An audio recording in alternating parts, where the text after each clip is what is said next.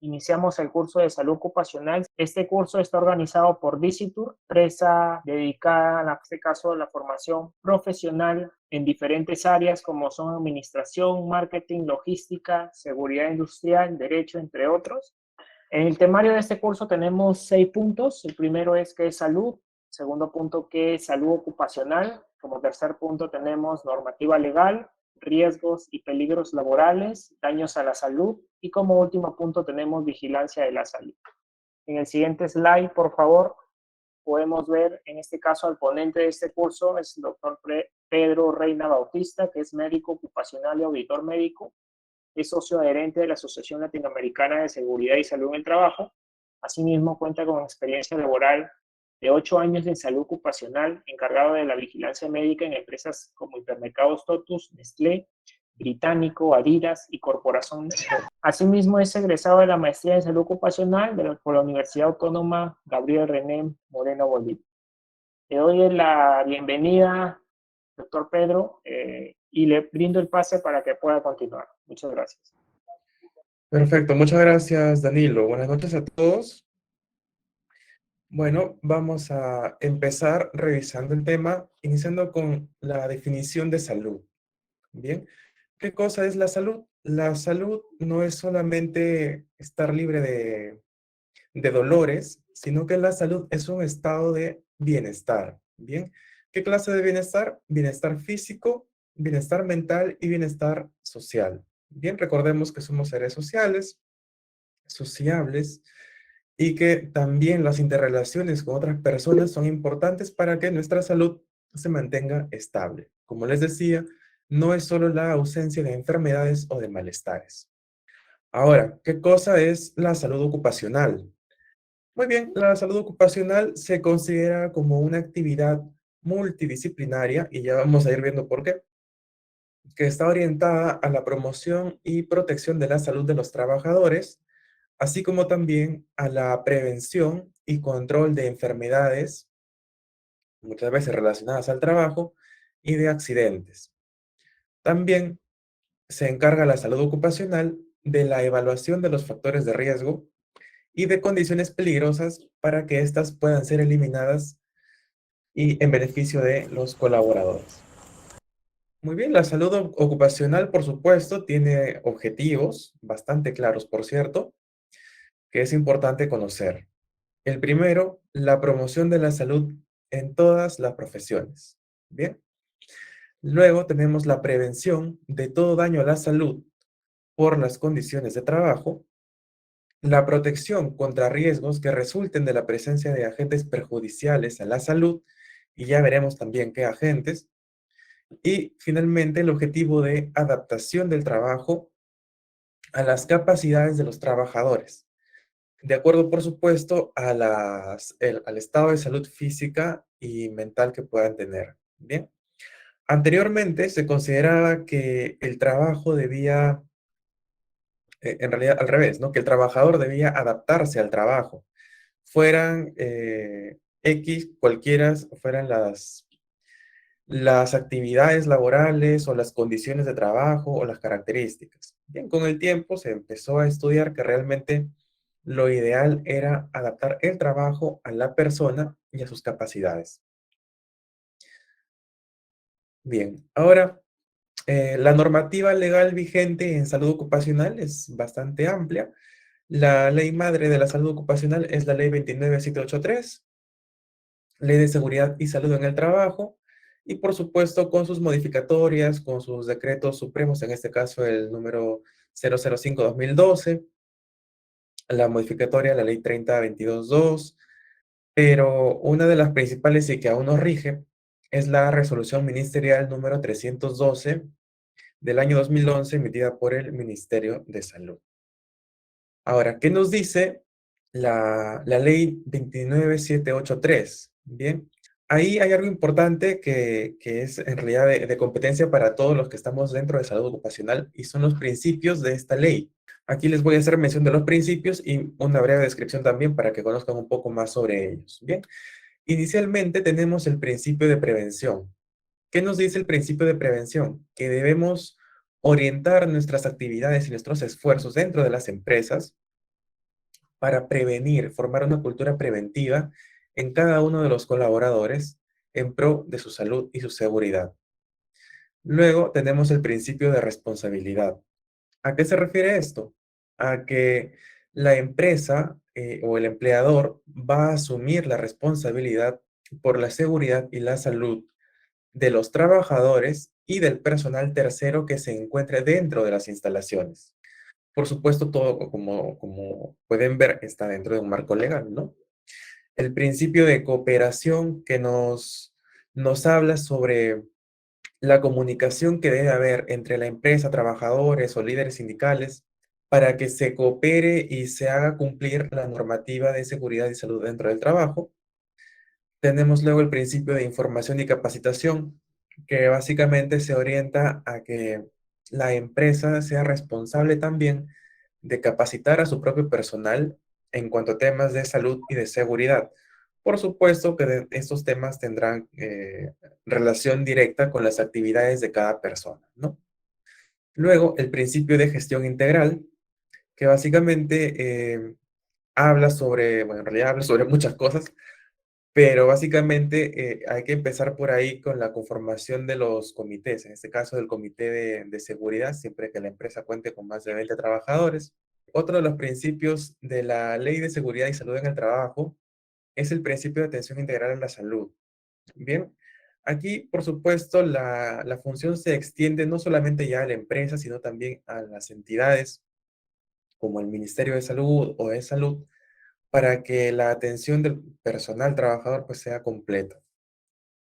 Luego tenemos el principio de consulta y participación, y muchas veces aquí entra a tallar ya la SUNAFIL, con la idea de que todos los trabajadores conozcan cuáles son sus derechos, de asistirlos en cada paso relacionado a su salud y a su seguridad dentro del trabajo. El principio de primacía de la realidad, esto sí es básico, que debe primar siempre la realidad dentro de cada empresa. No solamente deben quedar las cosas en documentación, por ejemplo, no sirve de nada, por ejemplo, tener un procedimiento de trabajo seguro si la empresa realiza trabajos inseguros todo el tiempo. Entonces, hay una contradicción y obviamente lo que va a primar siempre va a ser la realidad de que la empresa X, por ejemplo, realiza trabajos inseguros. Y finalmente el principio de protección, que ya se orienta a que las empresas y el Estado garanticen la salud y el bienestar físico, mental y social de todos los colaboradores de manera continua. Bien, con esto definido, con esto claro, vamos a revisar un poco la información que nos trae la Resolución Ministerial 312, que habla sobre los protocolos de exámenes médicos ocupacionales y algunas guías de diagnóstico. Bien, aquí les voy a hacer mención de los puntos que toca esta resolución y ya más adelante veremos pues cada punto con un poco más de detalle. Aquí tenemos los factores de riesgo para la salud, los daños a la salud de los trabajadores, la vigilancia de la salud, que es uno de los pilares básicos en la salud ocupacional, los exámenes médicos ocupacionales, los exámenes que son obligatorios de acuerdo a la actividad de trabajo de cada persona, la conformidad también de la vigilancia de la salud.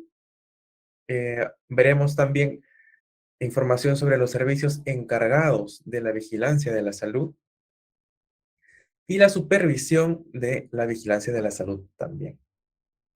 Entonces, antes de adentrarnos ya de pleno a los riesgos, es importante que conozcamos un poco también sobre a las definiciones de riesgos laborales y peligros laborales. Bien, esto es lo que nos va a ayudar a definir ciertas situaciones dentro del trabajo y poder también darle solución.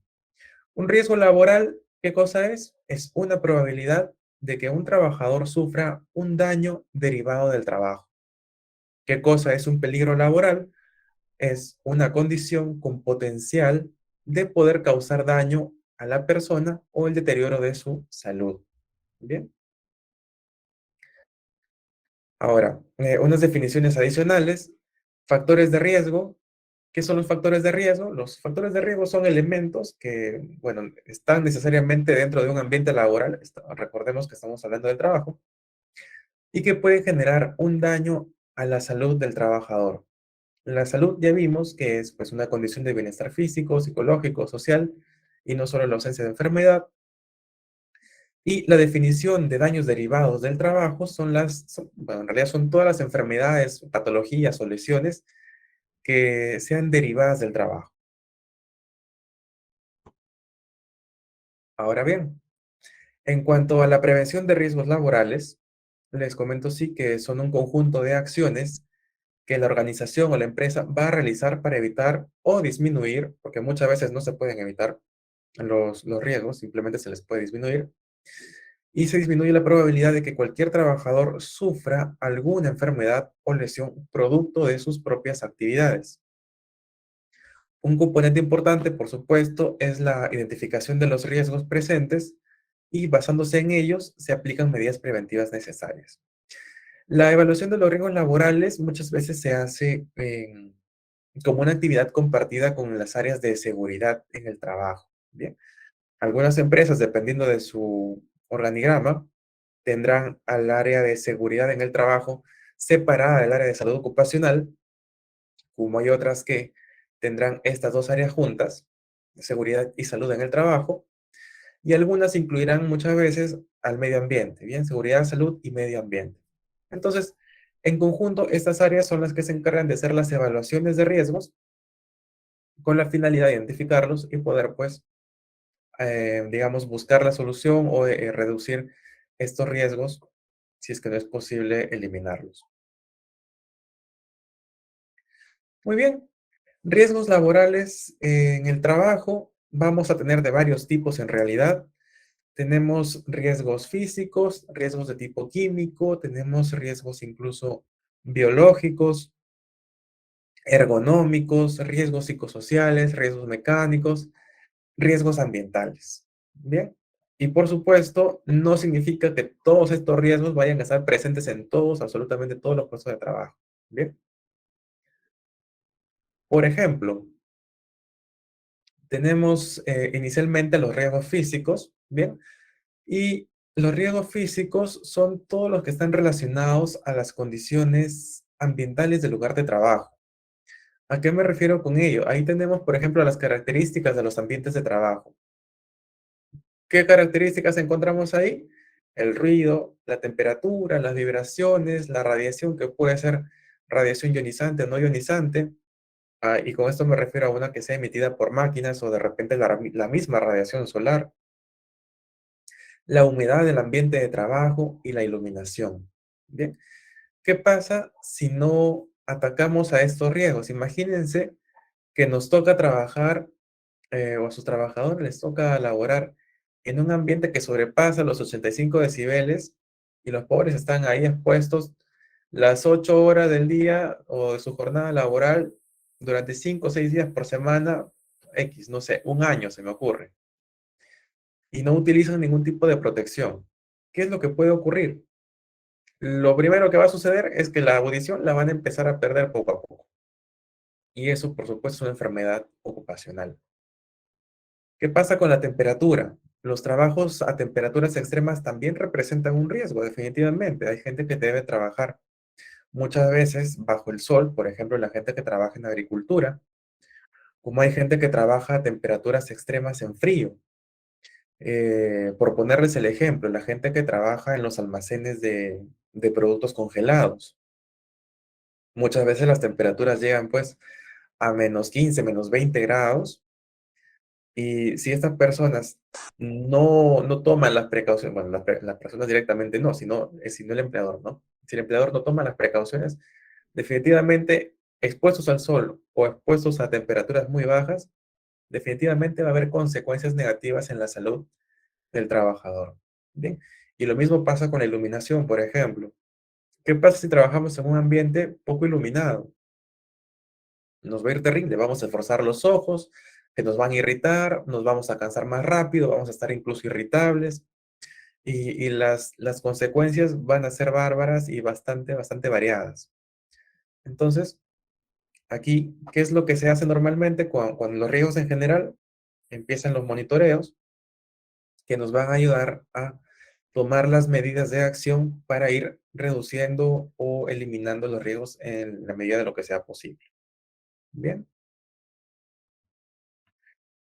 Luego tenemos em, los riesgos químicos. Bien, aquí es algo un poco más amplio. Los riesgos químicos son aquellos agentes de naturaleza, valga de redundancia, química, al que los colaboradores se encuentran expuestos de manera directa y que perdón, indirecta también, y que pueden causarle daño indirecto muchas veces. Bien, en los riesgos químicos tenemos ahí tres grupos grandes, como para ir clasificándolos poco a poco. Y en primer lugar tenemos a los riesgos químicos de forma molecular. ¿Qué encontramos ahí? Tenemos gases y tenemos vapores.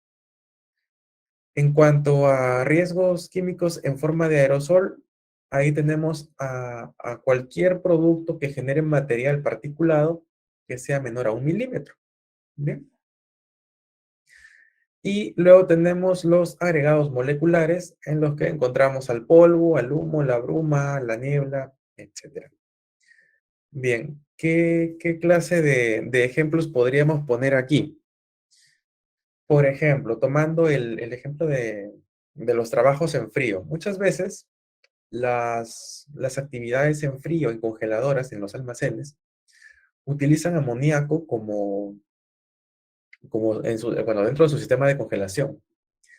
Entonces, ¿qué ocurriría si de pronto hay una fuga de amoníaco? El amoníaco no va a salir como un líquido, no le va a caer en la cabeza a una persona y lo va a desnucar ni lo va a matar. No, va a salir en forma gaseosa.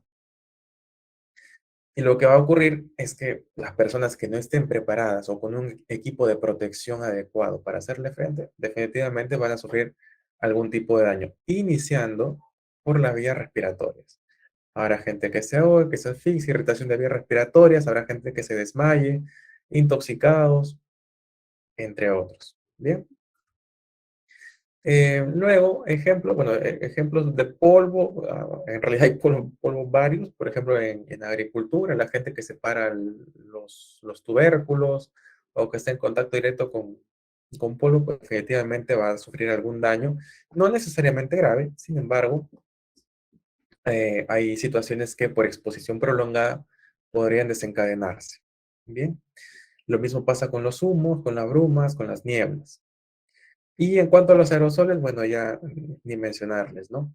Ahora, es importante sí que recuerden que para estos riesgos respiratorios, perdón, estos riesgos químicos, que en su mayoría pues deberían o podrían tener como vía de ingreso la vía respiratoria, debe haber, por supuesto, un equipo de protección que haga frente a estos riesgos. Bien, ahí tendremos, por ejemplo, el uso de las mascarillas, de repente los guantes protectores, si es que fuera el caso, los respiradores bien con cartucho, y bueno, hay una variedad bastante amplia de productos que sirven para protegernos frente a los riesgos químicos, ¿no?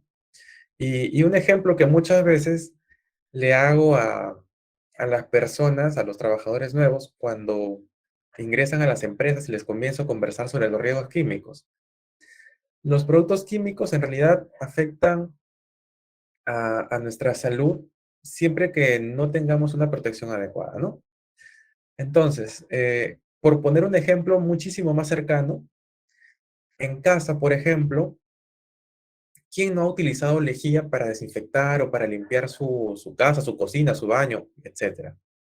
Creo que en algún momento todos, o la mayoría, probablemente lo habremos hecho, ¿verdad?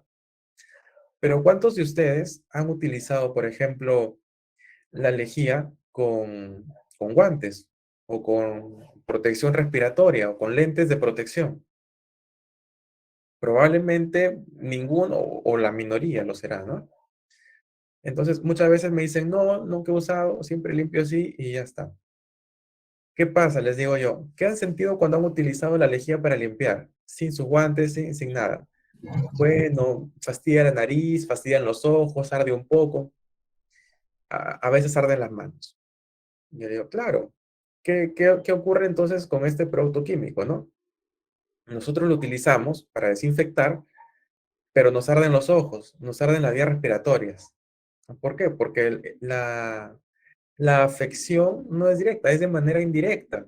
Nadie se va a tirar lejía a los ojos, nadie se va a tirar lejía a la nariz o a la boca, sino que el producto, bueno, de su misma naturaleza, pues la lejía tiende a irritar la vista por las emanaciones que despide, afecta las vías respiratorias y por supuesto el olor creo que es característico y penetrante, ¿no? Entonces, de esa forma, una persona que no utiliza en el trabajo, ¿no? Tampoco un equipo de protección adecuado, y miren que esto lo llevamos desde casa, definitivamente va a sufrir algún tipo de daño generado por estos productos o riesgos químicos. Bien, seguimos con nuestros riesgos laborales. Bien, otro grupo de riesgos son, ya les decía, los riesgos biológicos.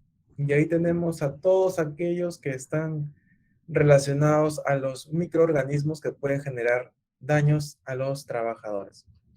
Bueno, dependiendo, por supuesto, serán microorganismos en algunas situaciones, definitivamente van a ser macroorganismos, pero lo más frecuente son estos, ¿no? Entonces, ¿qué riesgo tenemos aquí? Como micro, tenemos a los hongos, los parásitos, las bacterias, los virus.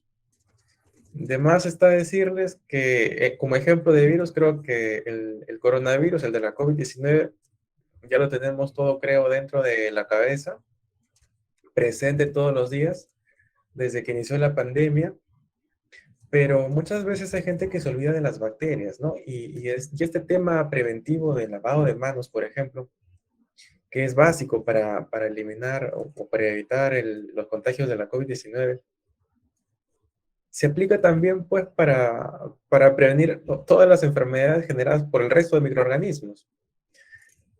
Por ejemplo, el tema de las bacterias, ¿no? Que son tan comunes, tan frecuentes, que normalmente nos afectan a nivel gastrointestinal, al igual que los parásitos. Y siempre es algo en realidad tener muy en cuenta, que a veces se nos pasa. Y aquí sí deben tener especial cuidado las personas que están dentro del rubro de manufactura de alimentos. ¿Bien? El sector de alimentación es bastante amplio, la industria alimentaria es bastante amplia. Y a pesar de que muchas veces hay capacitaciones de por medio, pues a los mismos colaboradores se les va un poquito la cabeza y se olvidan, ¿no? De que la medida básica para todos siempre es un correcto lavado de manos. Bien. Luego tenemos los riesgos ergonómicos, y aquí ustedes pensarán que son pocos, pero en realidad la ergonomía es bastante extensa. Los riesgos ergonómicos son todos los que están relacionados a los movimientos que hacemos dentro del trabajo. Bien. Y esto no aplica solamente para la gente que está dentro del sector operativo o de la parte operativa de las empresas, sino también rige para las áreas administrativas. ¿Cuáles son los riesgos ergonómicos o disergonómicos más frecuentes? La manipulación de cargas, la manipulación manual de cargas, las posturas forzadas y los movimientos repetitivos. Bien, no me voy a extender mucho con estos temas porque en realidad, como les decía, la ergonomía es bastante extensa, pero sí es importante dejarles algunos datos claves. Por ejemplo, que la manipulación manual de cargas está normada. Hay límites para la manipulación de cargas, ¿bien? Hay límites para hombres, hay límites para mujeres, y el límite, por ejemplo, ¿no? Para el caso de mujeres suele ser hasta 15 kilogramos, y si bien es cierto que en algún punto de la normativa podría encontrarse que, o de repente en alguna bibliografía, podría encontrarse que la persona puede cargar, digamos, hasta donde dan sus capacidades. La idea es que no sobrepasen estos pesos para evitar lesiones a futuro, o en este caso, para prevenir lesiones. Bien, entonces, ya les decía, para mujeres 15 kilogramos, para hombres 25 kilogramos y para las mujeres embarazadas 0 kilogramos. De acuerdo, aquí en Perú no está permitido que las mujeres embarazadas manipulen cargas de manera manual. Sin embargo, hay países, por ejemplo, como Estados Unidos, en los que sí, de hecho, hay una normativa que habla de manera bastante específica, ¿no? Sobre los ángulos en los que pueden, hasta los que pueden manipular cargas las mujeres embarazadas y el peso de acuerdo a cada movimiento. Pero bueno, en nuestro país no aplica. Luego tenemos las posturas forzadas, que básicamente pues se refiere a las posiciones que debe adoptar una persona dentro del trabajo. Y ahí tenemos pues una serie de posturas bastante variadas, desde la gente que trabaja en oficina, porque trabajar sentado durante una jornada de 8 horas es estar en una postura forzada, y por supuesto con ello también hay consecuencias. ¿Qué pasa con la gente, por ejemplo, que se pasa sentada la mayor parte del día? ¿Tiene riesgo de desarrollar problemas de salud? Claro que sí. Normalmente, ¿a qué van orientados? Al sistema cardiovascular y al músculo esquelético. Una persona que está sentada las 8 horas ahí, o que de repente se mueve para lo mínimo, para ir al baño y a veces ni eso, normalmente acaba el día con contracturas de espalda, con dolores de cintura, con dolores de cuello, las típicas cervicalgias, la lumbalgia, las dorsalgias. Y a largo plazo, si la persona pues tiene un estilo de vida bastante sedentario, definitivamente puede desarrollar incluso varices en las piernas, en los miembros inferiores, bien, ya sea pies, tobillos, piernas en general. ¿Por qué? Porque por la misma gravedad, la sangre pues tiende a acumularse en los pies y en algún momento pues estas venitas empiezan a dilatarse. Y lo mismo pasa, por ejemplo, con la gente que trabaja, no sé, se me ocurre la gente que trabaja en vigilancia. El personal de vigilancia trabaja normalmente de pie, ¿verdad? Y lo mismo ocurre, y las jornadas de una persona que trabaja en vigilancia son de hasta 12 horas. Imagínense estar parado 12 horas, es agotador, es cansado, es bastante incómodo. Que si bien la persona se puede adaptar, porque en realidad el cuerpo es una máquina maravillosa que se adapta hasta las situaciones más adversas, definitivamente a largo plazo pues puede generar algún problema. Y ahí tenemos normalmente pues los problemas musculoesqueléticos, especialmente dolores de la zona lumbar, las lumbalgias. Bien. Y por supuesto la aparición de varices. Ahora, la gente que trabaja de repente, ya les mencionaba, ¿no? El ejemplo de la agricultura. La gente que trabaja en agricultura no trabajan erguidos, con la espalda recta, no. Normalmente están un poco encorvados, están hacia adelante, están agachados, inclinados. Y eso también es una postura forzada. Y todo afecta, lamentablemente, de manera directa a nuestra columna vertebral. Bien. Y igual con la manipulación de cargas. Una mala manipulación de cargas impacta directamente en nuestra columna vertebral. Y la idea es que no se generen problemas a partir de estas actividades, porque con una técnica adecuada o con medidas adecuadas, todas las enfermedades o lesiones se pueden prevenir. Y algo similar pasa con los movimientos repetitivos. Movimientos repetitivos hay varios, desde la gente que está en oficina hasta la gente que está en un trabajo mucho más operativo. Empezando por los que están en oficina. El típico problema que tiene normalmente las secretarias, ¿no? O las asistentes administrativas o administrativos también. De estar tecleando todo el día con el mouse en una sola posición y agotan terriblemente los deditos y las muñecas. Bien. Y genera dolor, y genera problemas, y genera problemas de túnel carpiano, tendinitis, una barbaridad, que uno diría el trabajo es tranquilo, no le va a generar problemas, en realidad sucede. Y lo mismo pasa con la gente que tiene actividades más operativas, ¿no? La gente, por ejemplo, de las industrias, no sé, poniendo el ejemplo de las industrias de envasado de alimentos. Muchas veces hay trabajos que requieren, pues, las actividades manuales de las personas. Hay gente que tiene que escoger directamente los alimentos con las manos. Hay gente que, por ejemplo, ¿no? Yo he pasado de trabajar también en una empresa que exportaba espárrago. Bien, entonces el trabajo de estas personas, estos colaboradores, era bastante intenso. Ellos estaban paraditos ahí en su área de trabajo, pero las manos y las muñecas estaban ahí moviéndose a cada momento. Lo mismo pasa, por ejemplo, con la gente que trabaja en panadería. Están muchas veces los panaderos artesanales amasando el pan, agotan las manos. Hay gente que se dedica, por ejemplo, a barnizar, a alisar tortas. Entonces, es un trabajo manual y mueven la mano, mueven la muñeca, mueven el codo, y si no llevan un control, créanme que las consecuencias son bastante complicadas. Entonces, riesgos ergonómicos hay muchos, son bastante variados, como les decía, y ahí podría tomarme Perdón, prácticamente pero toda no la, se la escucha nada. presentación, pero vamos a seguir avanzando. Bien, otro grupo de riesgos son los psicosociales, son importantísimos definitivamente. Ahí tenemos las respuestas emocionales que están relacionadas pues ya al comportamiento muchas veces dentro del lugar de trabajo. Bien, y ahí tenemos al estrés, el acoso laboral, la fatiga y el cansancio producto del mismo trabajo. Estrés tenemos todos, lo hemos tenido todos en algún momento. Lo importante es que encontremos la forma de controlarlo.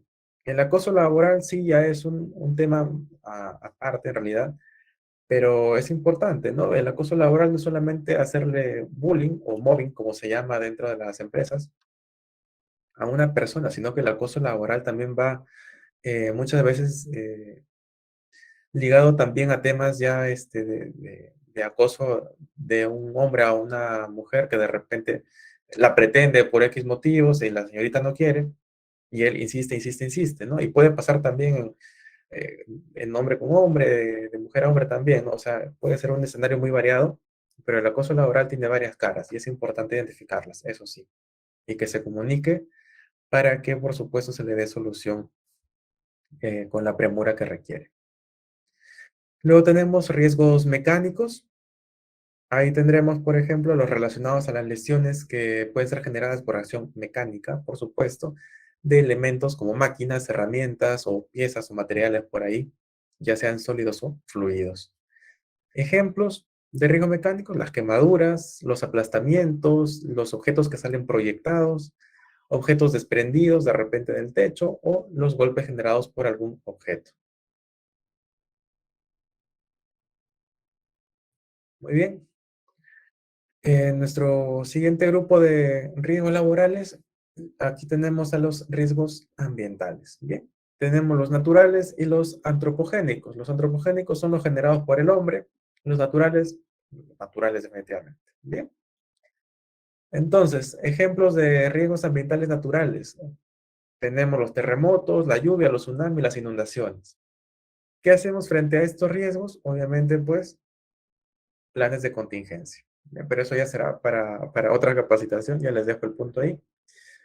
Y en cuanto a riesgos antropogénicos, tenemos como ejemplo los incendios, a veces los incendios dentro de las empresas, los incendios forestales en realidad, los derrumbes que puede haber, entre otros, de repente por la explotación de algún recurso, ¿no? Entonces, esos han sido los riesgos dentro del ambiente laboral y por supuesto, estos riesgos pueden generar, tienen el potencial de generar daños a la salud de los trabajadores. Ahora, aquí en los daños a la salud de los trabajadores tenemos dos grupos importantes, claro que sí, de situaciones. Tenemos los accidentes laborales y las enfermedades laborales. Bien. Ambas situaciones obviamente son generadas por las actividades de trabajo, pero hay una diferencia. Bien. Los accidentes laborales pueden ser situaciones imprevistas que ocurren dentro del ambiente de trabajo que pueden tener pues dos tipos de causa, los actos inseguros y las condiciones inseguras. Bien. Yo utilizaba como ejemplo, y para que me entiendan, ¿no? Imagínense que yo tengo que encender un proyector que está de pronto suspendido en el techo, no tengo cómo encenderlo, no tengo control, así que voy a jalar una silla ergonómica, una silla con ruedas, y me voy a subir a la silla para encender el proyector. ¿En qué puede terminar eso? ¿En una enfermedad? Difícilmente. Eso podría terminar en un accidente. Pero, ¿cuál sería el causal de ese accidente? Una condición, un acto inseguro. Definitivamente un acto inseguro. Porque subirse a una de las sillas, menos si es ergonómica, esas que tienen ruedas, va, va a ser seguro pues en la vida, ¿no? Puede generar una caída, una fractura, una serie de lesiones. Pero ¿qué pasa si alguien, por ejemplo, llega a su ambiente de trabajo y se sienta en una silla y la silla se parte en dos? ¿Será un accidente? Claro que sí. ¿Hay una lesión? Probablemente sí, pero ahí la causa no será pues un acto inseguro, porque la persona está utilizando el inmobiliario de la manera correcta. Ahí sucede que la condición fue la insegura y fue la que generó el accidente. Y por condición insegura me refiero a todo lo que genere daños a la salud y que sea netamente parte del ambiente de trabajo, desde los materiales de oficina, mesas, sillas, muebles, escritorios, hasta, no sé, las paredes, una mala señalización, entre otras características. Y las enfermedades laborales, como les decía, pues son producto de la exposición a los riesgos, muchas veces ya de manera crónica, y que pues inicialmente puede generar alguna molestia, pero a largo plazo ya se convierten en una enfermedad. Por ejemplo, la neumoconiosis para los trabajadores de mina, los que están en minas de carbón o X, pues desarrollan problemas pulmonares por estar constantemente pues expuestos a este polvillo producto del trabajo que ellos realizan. Igual con otras situaciones que, bueno, ya habrá momento para ejemplificarlas. Ahora, en cuanto a la vigilancia de la salud, ahí tenemos dos situaciones. Ya les decía que hay una evaluación de riesgos para la salud, pero también está la evaluación del estado de salud. La evaluación del estado de salud se hace a través de los exámenes médicos, que es precisamente de lo que les voy a conversar en el punto siguiente. Y es bastante explícito, ¿no? El tema de los exámenes médicos es algo básico también, parte de la vigilancia de la salud. Y es importante que ustedes sí tengan claro que la labor del médico ocupacional dentro de las empresas, salvo ustedes tengan un tópico de atención médica, no es pues para atender los dolores de cabeza o los dolores de ojo, los dolores de pelo, los dolores de uña, ¿no? Que pueden tener los trabajadores durante su jornada laboral, sino que el trabajo del médico sí tiene que ver con la evaluación del estado de salud, pero se apoya o se da soporte con su evaluación presencial, podría ser una evaluación clínica de ser necesario, pero tiene mucho soporte con el tema de las evaluaciones médicas. Bien, entonces por ahí sí dejarles claro ese punto. Y ya les decía, ¿no? Que hay siempre una evaluación de riesgos para la salud.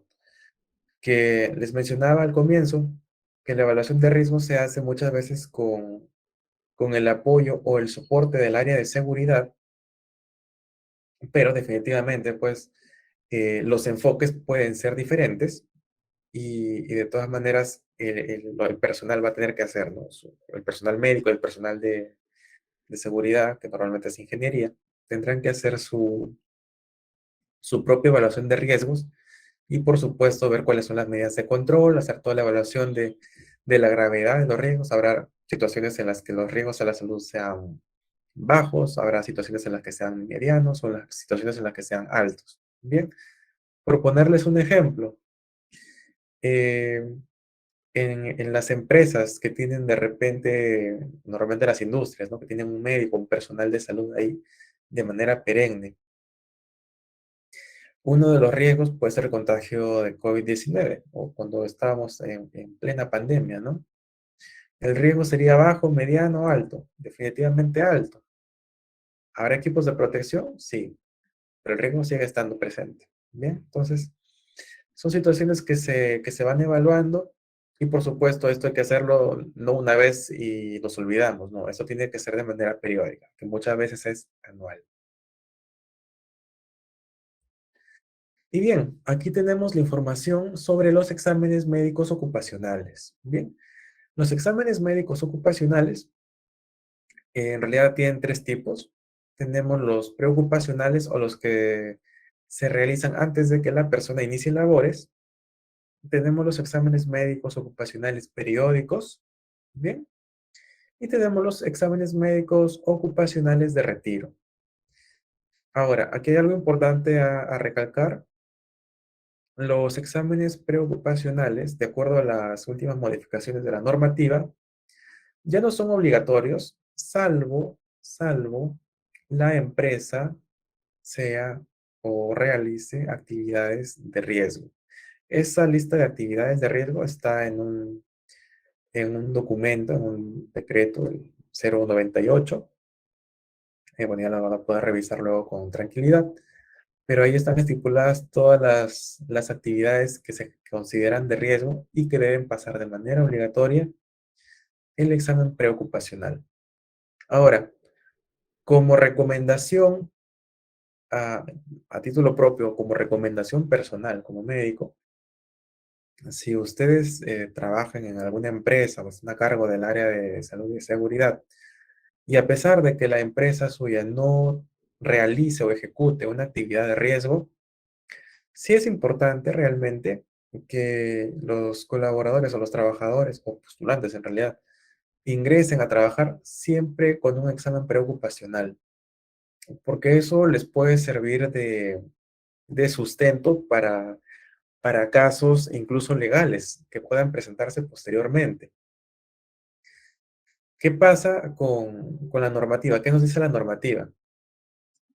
Que, ok, si la empresa es de bajo riesgo, no se requiere un examen preempleo, preocupacional, y el examen se va a ejecutar recién a los 2 años de haber iniciado el contrato.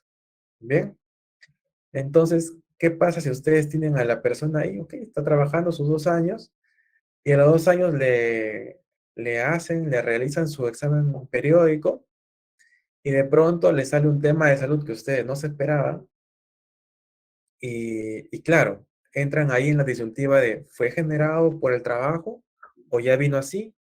¿O qué fue lo que ocurrió? O de repente estuvo expuesto a un riesgo y no nos dimos cuenta.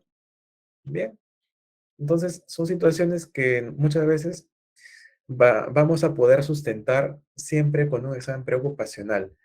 ¿Qué incluye el examen preocupacional? Incluye una evaluación física, además de los datos de filiación del trabajador, de la persona, una evaluación física que es como un chequeo preventivo de pies a cabeza. Bien, y que por supuesto tiene exámenes complementarios. ¿Qué exámenes adicionales? Tendremos ahí pruebas de laboratorio, tendremos exámenes de imagen como radiografías, ya sea de tórax, de columna, lumbar, etcétera. Hay exámenes psicológicos incluso.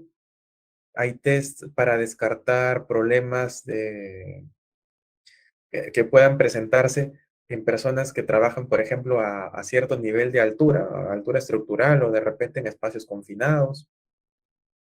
Hay una serie de exámenes que pueden ser de utilidad y que muchas veces pues, le salvan el pellejo a los problemas legales que puedan presentarse más adelante, ¿no? Bueno, y luego tenemos los exámenes periódicos. Como les decía, de acuerdo a la normativa, empresas de bajo riesgo, cada 2 años, actividades de alto riesgo, anuales obligatoriamente. Bien. Y tenemos también los exámenes de retiro. Los exámenes de retiro tienen la misma situación, ¿no? Son obligatorios para las actividades de riesgo, porque es importante saber cómo está dejando el trabajo la persona y si ha afectado a su salud en alguna forma.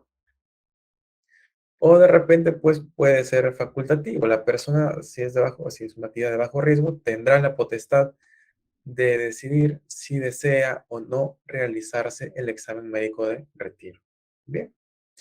Además de estas tres evaluaciones médicas ocupacionales, tenemos otras evaluaciones, un pequeño grupo de evaluaciones adicionales que se van a realizar en momentos bastante particulares. Bien. Tendremos por ahí evaluaciones médicas que se realicen cuando una persona de un determinado puesto de trabajo deba cambiar de puesto con actividades distintas. Bien, si las actividades son diferentes, probablemente los riesgos también sean diferentes.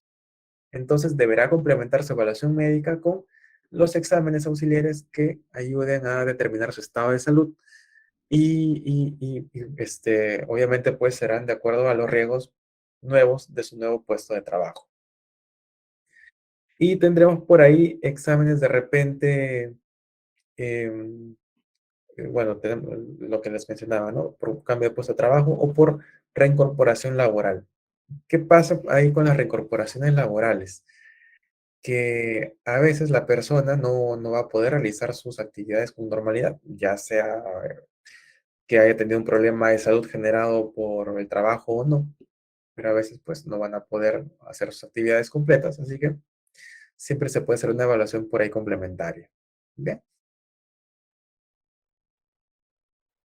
y ya les mencionaba que de acuerdo a la resolución 312, hay exámenes médicos ocupacionales que son obligatorios por actividad. Aquí les he puesto algunas actividades económicas, no están todas porque son un montón en realidad. El ejemplo de la actividad, los daños para la salud que generan, cuáles son los factores de riesgo que considera esta resolución ministerial y los exámenes complementarios que son los exámenes específicos para este trabajo, para estos puestos de trabajo. En primer lugar aparece el sector salud. Bien, está el sector salud, los que se agregan desechos, los recicladores, la gente que trabaja con residuos sólidos y la gente que está dentro de los trabajadores dentro de los centros penitenciarios. Bien, ¿qué daños a la salud podría tener este grupo de personas? Definitivamente, infecciones relacionadas a sus actividades laborales. Bien, ¿cuáles son los factores de riesgo ahí? Tenemos el VIH, el virus de la hepatitis B, la hepatitis C, y tenemos la cuarta, importantísima, la tuberculosis, que siempre está presente, muy presente en nuestro país y probablemente no nos vaya a dejar tampoco. Bien, entonces, ¿qué exámenes complementarios tenemos para este grupo de personas específicamente? Ahí tenemos los exámenes serológicos, exámenes de laboratorio, para descartar hepatitis B, hepatitis C, VIH. Bien, tenemos los exámenes, por ejemplo, de Becan Esputo, eh, que es básicamente una muestra de esputo, de saliva, en un frasquito para que sea analizado y se pueda verificar si está presente o no la bacteria de la tuberculosis, el bacilo de Koch. Las radiografías de tórax, antero, posterior y laterales para evaluar el estado de los pulmones. Bien, ¿por qué? Por lo mismo de la tuberculosis. Tenemos otros ejemplos, aquí los pueden ver, por ejemplo, en el sector de la industria farmacéutica o de la industria alimentaria o en agricultura, ¿no? O de soldadura incluso. ¿Qué daños a la salud pueden tener estos grupos de personas?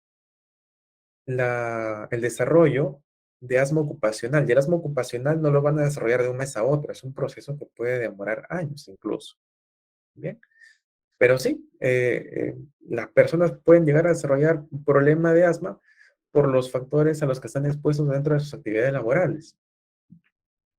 Tenemos otro daño a la salud por ahí, el síndrome de disfunción reactiva de las vías aéreas. Bien, entonces, todo esto se genera, ¿por qué? Porque hay alergenos, alérgenos de elevado peso molecular y de bajo peso molecular que al ser inhalados y de manera constante, pues van a generar un proceso inflamatorio crónico dentro de la vía respiratoria de la persona.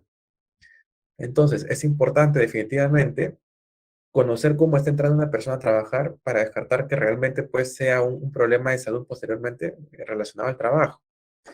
Entonces, ¿con qué nos podemos ayudar ahí en estas situaciones? Con un hemograma completo. El hemograma es el conteo de las células sanguíneas, la medición de la hiperactividad bronquial inespecífica, las radiografías de tórax y las espirometrías basales. Bien, las espirometrías hasta hace un tiempo estaban limitadas en realidad por el tema de la pandemia. Y bueno, si no conocen cómo se realiza una espirometría, pues la espirometría consiste en hacer que una persona sople muchas veces por un tubito o una manguerita para medir la fuerza que tienen los pulmones.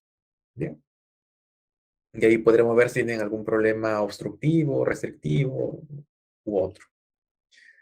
Otros ejemplos, para de repente ilustrarlos un poco más, tenemos por ahí a la gente que trabaja con plaguicidas. Bien, la gente que trabaja con plaguicidas está expuesta constantemente a este veneno, los órganos fosforados, los carbamatos, los órganos clorados. Bien, ¿qué pasa? Que una intoxicación con uno de estos productos puede ser bastante complicada. Bien, y los efectos que genera pues son los de una intoxicación clarísima y no es solamente una comezón que va a sentir la persona, no. Ahí se ve afectado el sistema nervioso de las personas. Entonces, ¿Qué necesitamos como examen específico para la gente que utiliza plaguicidas? Eh, Están los exámenes, por ejemplo, de colinesterasa eritrocitaria. Hay que determinar también el compuesto organofosforado y de órganos clorados en los metabolitos, bueno, sus metabolitos, ¿no? Dentro de los fluidos de la persona, como son la orina o la sangre.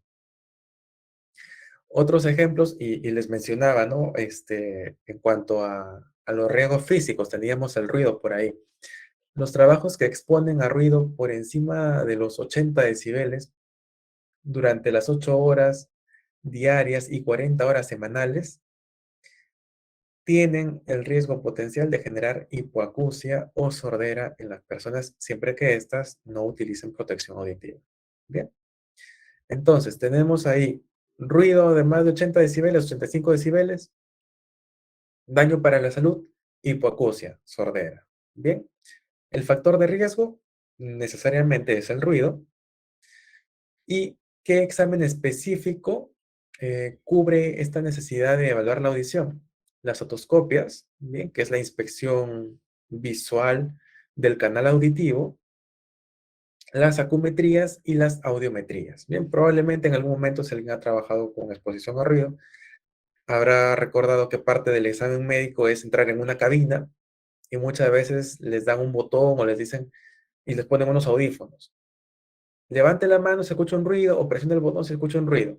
Y hacen sonar ruidos en el lado derecho, en oído izquierdo, y la persona va ahí presionando. Y eso al final nos bota una gráfica que nos permite identificar, ¿no? Si de repente la lesión, si fuera una persona con hipoacusia, ¿no? Si la lesión que tiene es leve, moderada o severa, y si realmente está relacionada a exposición a ruido o no.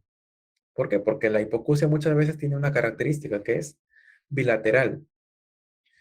O de repente los traumas acústicos también generan hipoacusia, pero las características varían, ¿no?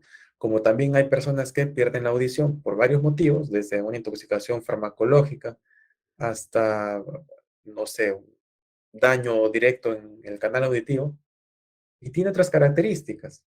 Las lecturas de las audiometrías son muy diferentes, ¿no? Y varían del oído derecho al oído izquierdo. Entonces, por ahí se puede ir determinando si es algo que está relacionado al trabajo o no. Bien, y luego, para ya cubrir más o menos todos los grupos, tenemos los exámenes médicos que están relacionados a los factores de riesgo disergonómicos. ¿A quién se le realizan estas evaluaciones? A las personas que, por ejemplo, eh, tienen la actividad de estibadores, los que realizan manipulación de carga, levantamiento de cargas, posturas forzadas, los que están en servicios, por ejemplo, institucionales, entidades financieras, atención al cliente, en los supermercados, las personas que trabajan en el sector educativo. ¿Por qué? Porque ya les mencionaba, ¿no? Tienen que estar de pie mucho tiempo, sentada mucho tiempo o haciendo algún esfuerzo, parte de su labor. Entonces, ¿qué daños a la salud pueden aparecer por ahí? Las afecciones musculoesqueléticas. ¿Como cuáles? Contracturas, ya sean musculares de diversas zonas, cervical, dorsal, lumbar. Pueden aparecer las ciáticas también, por compresión ahí de raíces nerviosas. Puede aparecer el tema del síndrome del túnel carpiano, por la estenosis del canal de este tendón. Y un sinfín de situaciones relacionadas al sistema osteomuscular. Bien, entonces, ¿hay evaluaciones específicas? Claro que sí, también las hay. Están las evaluaciones musculoesqueléticas, que básicamente van a medir la fuerza, el nivel de flexibilidad, la forma de nuestro cuerpo, nuestra estructura ósea muchas veces, y evaluaciones neurológicas, dependiendo, por supuesto, de la actividad que realiza la persona. Bien, entonces, así como les acabo de mencionar estos ejemplos, ustedes van a encontrar, revisando la ley, una lista muchísimo más amplia que de repente por ahí les ajusta y van a poder ustedes conocer también si de repente han estado omitiendo algún examen o pasándolo por alto, o si de repente pues pueden complementar con algo más para siempre prevenir cualquier problema que pudiera aparecer, ¿no? En cuanto a la salud de los trabajadores. Muy bien, otro de los puntos que nos menciona la Resolución Ministerial 312 es la conformidad de la vigilancia de la salud de los trabajadores.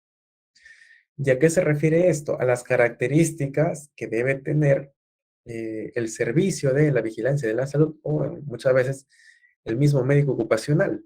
Bien, recordemos que muchas empresas, bueno, y también eso está estipulado ya por la ley, ninguna de las modificatorias, no están obligadas, por ejemplo, a contar directamente con un médico ocupacional, sino que, o sea, que labore directamente para la empresa, me refiero, sino que pueden tercerizar el servicio.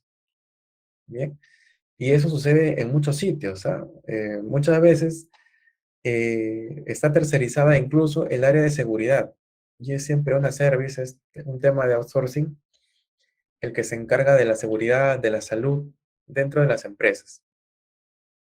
Que les puede convenir de repente tenerlo directamente, probablemente, pero el gobierno dio esa facilidad y pues es lo que está funcionando ahora.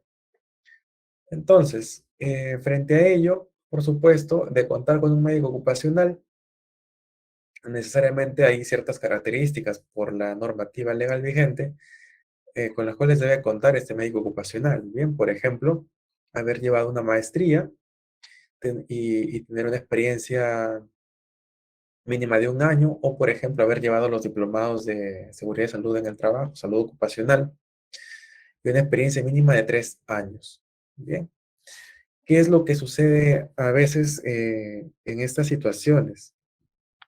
Que las empresas muchas veces pues consiguen médico general y a veces no cubren las características que debería tener, ¿no? Y esto ha ocurrido mucho, por ejemplo, en pleno auge de la pandemia. Faltaban médicos, no había médicos ocupacionales por ningún lado, estaban todos metidos en los hospitales o de repente de cabeza en sus empresas. Y a veces había déficit de personal médico, personal de salud en general, ¿no? Entonces entraban a tallar por ahí los médicos generales, pero definitivamente pues hay diferencias bastante grandes. Muchas veces los médicos de medicina general están más abocados a la parte clínica, a la evaluación física de la persona, pero no relacionan tanto o no enlazan, digamos, esta función con todos los problemas que pueden ser derivados de las actividades laborales. Entonces, siempre hay diferencias por ahí. Bien. Asimismo, ¿qué más tenemos en cuanto a la conformidad de la vigilancia de la salud?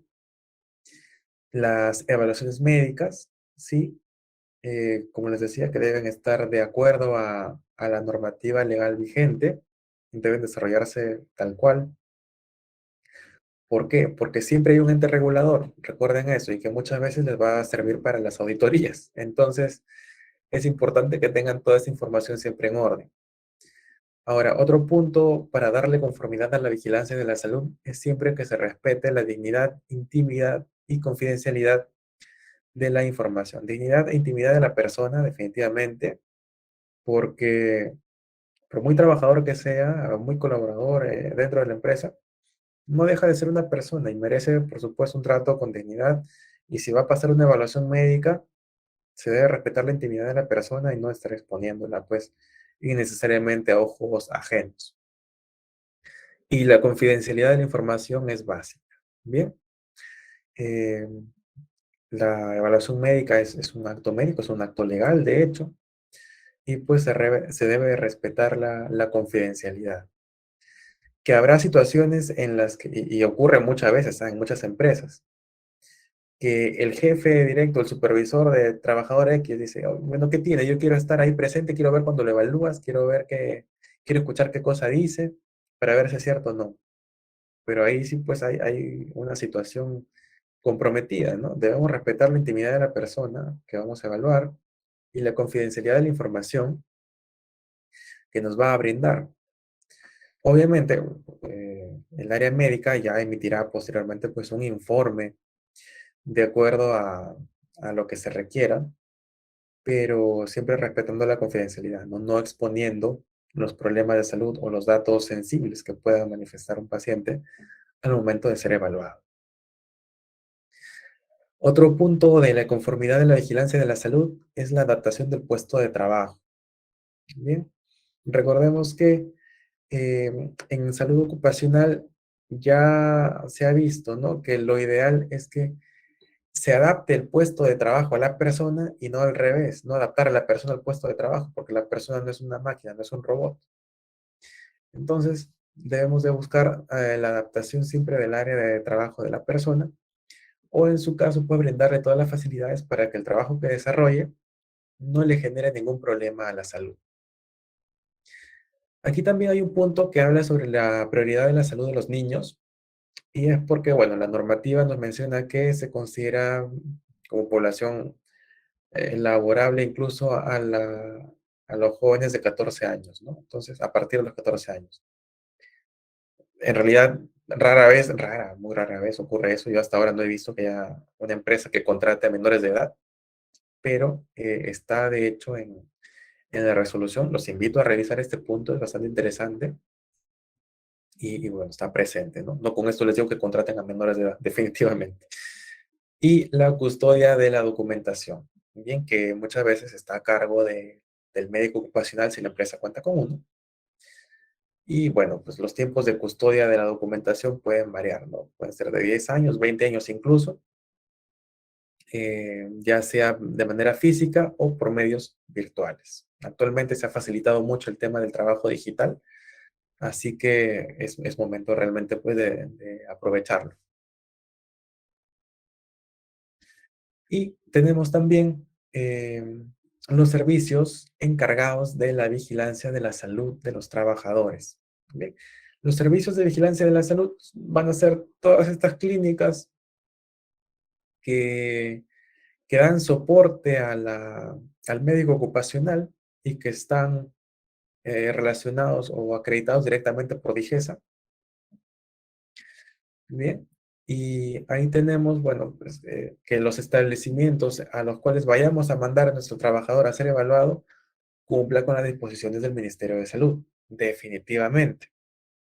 Tendrán, por supuesto, un horario laboral específico, deberán estar debidamente acreditados, porque para acreditarse un establecimiento de salud debe cumplir con ciertas normas, ciertas características que ya están estipuladas por ley. Debe haber también una coordinación multidisciplinaria, ¿bien? Y con esto me refiero a que no solamente pues, la evaluación física, ¿no? Estos servicios muchas veces dan, o estos lugares dan servicios de evaluación física, pero también hacen las evaluaciones complementarias, las radiografías, los exámenes de laboratorio, exámenes complementarios en general. Pero cada una de esas actividades tiene una normativa específica. Entonces, todo eso es lo que se evalúa para que salga la acreditación del establecimiento. Entonces, cuando ustedes vayan a mandar, por ejemplo, a alguien a pasar examen médico, asegúrense de que ese lugar está acreditado por Digesa. Si no es así, el examen médico o la evaluación que pase el trabajador por esa empresa no va a valer frente a una auditoría. ¿Bien? Otras características de estos lugares, pues deben tener un espacio adecuado y personal adecuados que brinden, por supuesto, toda la calidad de atención que requiere una persona y, por supuesto, la consignación de datos. Bien, ahora es importante sí que aquí en la consignación de datos se incluya también los consentimientos informados, bien, que muchas veces lo dan como una hoja cualquiera y la gente ni los lee, pero realmente pues es importante revisar la documentación que firmamos y ahí sí les invito a todos a no firmar absolutamente nada, salvo lo hayan leído de principio a fin. Y con esta diapositiva, bueno, culminamos la presentación ya. La supervisión de la vigilancia de la salud de los trabajadores. ¿Hay una supervisión? Claro que sí. Y esta supervisión está, bueno, dirigida o desarrollada por la DIGESA, por el Ministerio de Salud. Y básicamente, pues, esto se refiere a los informes que se presentan de manera anual a DIGESA. Bien, hay un formato de informe que sirve para consignar todos los datos relacionados a la salud de los trabajadores dentro de las empresas. Y hay datos muy variados, pues los comento ya. Por ejemplo, ¿no? Tenemos una población de 100 personas. Entonces, el informe, ¿qué es lo que vamos a colocar? ¿No? Ahí nos preguntan quién es el responsable directo de la vigilancia de la salud, quién es el responsable del área de seguridad y salud en el trabajo. Bueno, pero los datos directamente de los trabajadores están relacionados a datos demográficos. Muchas veces el género de nuestros trabajadores, cómo está dividida nuestra población, ¿no? Hombres, mujeres, cuántas de estas personas han pasado examen médico y tendremos que especificar, no sé si un examen preocupacional, si es un examen periódico, si es un examen de retiro. ¿Cuántas de estas personas evaluadas han estado aptas para el puesto de trabajo? ¿Cuántas de estas personas han estado aptas pero con restricciones para sus actividades? ¿Cuántas de estas personas no han estado aptas para su función laboral? ¿Bien? Habrá que dividirlos posteriormente por grupos de edades también y luego tendremos que definir eh, toda una serie de problemas de salud que abarcan desde neoplasias hasta problemas musculoesqueléticos, pasando por oftalmológicos, auditivos, circulatorios, nutricionales, metabólicos, todo en relación a las evaluaciones que se haya hecho a las personas. Entonces, todo este grupo de información, de data, es lo que sirve para conformar el informe a DIGESA y que es lo que es quien supervisa pues la vigilancia de la salud, ¿no? Por supuesto, en estos informes está incluida la información de enfermedades que están relacionadas al trabajo, que hay enfermedades que están relacionadas al trabajo y hay enfermedades causadas por el trabajo, ¿bien? Es muy distinto. Y también hay que consignarlas ahí. Si de repente hubo ya un daño netamente laboral, habrá que consignarlo ahí, por ejemplo, una hipoacusia inducida por ruido, o un tema de problemas lumbares o algo similar, ¿no? Entonces, está toda esta información a modo reporte y como todo informe, deberá pues llevar las conclusiones de toda la data consignada ahí y las recomendaciones o medidas a tomar. Bien, entonces esa es la forma en la que se supervisa la vigilancia de la salud de los trabajadores y por supuesto en cualquier momento pues puede caer una entidad a hacer una inspección y debemos tener toda la documentación en regla pues, para no pasar momentos incómodos. Bien, entonces hasta aquí, ¿alguna duda o alguna consulta? Sí, vamos a entrar a la sección de dudas o consultas. Pueden participar a través del chat o si no, levantando la mano en la sala para hacer la consulta. Doctor, yo le voy a apoyar leyendo las preguntas que nos escriben por el chat. Sí, por favor, muchas gracias. Ok. Tenemos una consulta de Jesús Ángel Maki Barrios. Nos escribe, ¿cómo se podría hacer una pre- y post-evaluación de riesgos ergonómicos? La evaluación de los riesgos ergonómicos es parte muchas veces de los monitoreos de riesgos en general. Bien, entonces, normalmente estos monitoreos los realizan entidades ya acreditadas o las puede realizar también el personal de salud ocupacional. Claro que sí, pero muchas veces es un trabajo un poco engorroso, la verdad. Y el trabajo de evaluación de riesgos se hace por cada puesto de trabajo. Bien, se toma una muestra de acuerdo tenemos un área, ¿no? Por ejemplo, de call center. Nuestra muestra será evaluar a una trabajadora de call center y ahí evaluaremos, ¿no? Desde la posición en la que está sentada, el tipo de silla que utiliza, el ángulo en el que apoya los brazos, el ángulo en el que reposan las piernas, por ponerles un ejemplo, ¿no? Y así con cada área, ¿no? Si es un área operativa, la misma situación, se evaluarán los ángulos de inclinación del tronco, del cuerpo, de brazos, si es que tienen que utilizarlos, y finalmente se emite un informe. Bien, entonces, luego de la emisión de este informe, se procede a una revisión, muchas veces en comité, con la presencia de los jefes de jefaturas de área, gerentes y del área de seguridad y salud en el trabajo, para ver cuáles son las recomendaciones o los pasos a seguir si es que ha habido alguna observación. Y este trabajo, pues, Idealmente se realiza al menos una vez al año para constatar o para de repente evaluar si hay algún riesgo nuevo o si se han tomado o se han cumplido las medidas de control. Bien, es así como se realizan estos monitoreos. Tenemos manos levantadas en la sala. Tenemos a Pedro Paredes. Y si no está Pedro, tenemos también a Oscar Ticona. Doctor, buenas noches. ¿Qué tal? Buenas noches. Dígame, Oscar. Una consulta, mire, cuando un trabajador sale ya no apto por hipoacusia, ¿cuál es el procedimiento que uno debe seguir? Bien, si tenemos un trabajador que sale no apto por hipoacusia, hay que evaluar varias cosas en realidad. Primero, ¿qué clase de examen le han tomado? ¿Ha sido un examen preocupacional? ¿Ha sido un examen periódico? ¿Ha sido un examen de qué tipo?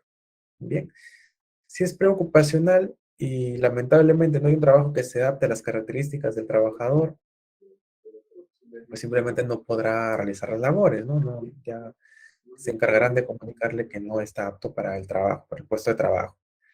Pero si fuera, por ejemplo, una persona que ya está pasando, no sé, se me ocurre, ¿no? Por poner el ejemplo de alguien que ya está en planilla, no sé, pues 10 años, y de pronto en uno de sus exámenes ya tiene hipoacusia y le ponen que no está apto para el puesto de trabajo. Pues bien, muchas veces ahí lo que se puede requerir es que el médico ocupacional evalúe el puesto de trabajo de la persona, del trabajador, y se vea, ¿no? En conjunto con el área de seguridad, si realmente hay riesgo de hipoacusia ahí por ruido. Y si fuera así, una de las alternativas, por ejemplo, puede ser una evaluación, por supuesto, más exhaustiva por parte de un especialista en oídos, que en este caso viene a ser un otorrinolaringólogo, o si cabe la posibilidad también, pues la reubicación laboral del trabajador, porque muchas veces hay otras áreas u otros puestos de trabajo que pueden cumplir con ciertas características que tiene el trabajador y las cuales pues podría desarrollar sin estar necesariamente expuesto al riesgo, que en este caso pues vendría a ser el ruido, ¿no? Para evitar afectar en mayor grado su audición. O sea, hay algunas alternativas ahí. Sí, doctor, pero este es un examen ocupacional de ingreso. Yo no he estado laborando en otros lados, sino que recién estoy quiero ingresar a trabajar y lo cual ha salido no apto. Entonces yo quisiera saber cuál es el procedimiento a seguir. Ya, si le ha salido no apto, alguien tiene que comunicarle a esta persona que no se encuentra apta para el puesto de trabajo.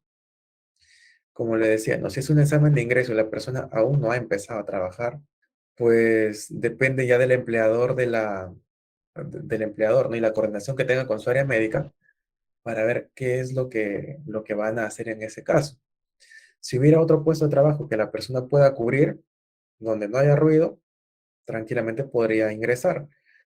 Y el ingreso tendría que dárselo el médico ocupacional, bien, después de evaluar toda la información de la que disponga.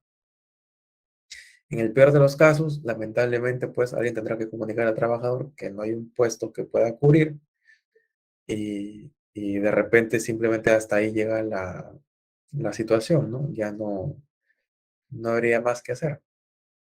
Le damos pase a ver, Gianfranco Calderón para que haga su consulta. ¿Cuál es la Nos, consulta de Gianfranco? sí, ahí bueno, tenía la mano levantada, pero ya nos ha escrito la consulta por el chat. Dice, en caso de accidente de trabajo, ¿quiénes deben dar la investigación respectiva y cuál es su penalidad por no reportar dicho accidente? Ah, ok.